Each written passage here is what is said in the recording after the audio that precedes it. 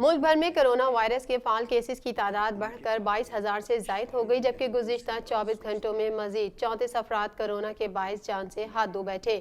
National command and operation centre کے تازہ اعداد و شمار کے مطابق گزشتہ 24 گھنٹوں میں کرونا کے 1,808 نئے کیسز رپورٹ ہوئے، جس کے بعد ملک بھر میں مجموعی کیسز کی تعداد 3,49,992 ہو گئی۔ NCOC کے مطابق فعال کیسز کی تعداد بڑھ کر 22,088 ہو گئی، جبکہ اب تک کرونا وائرس میں مبتلا 3,20,849 مریض صحت یاب ہو چکے ہیں۔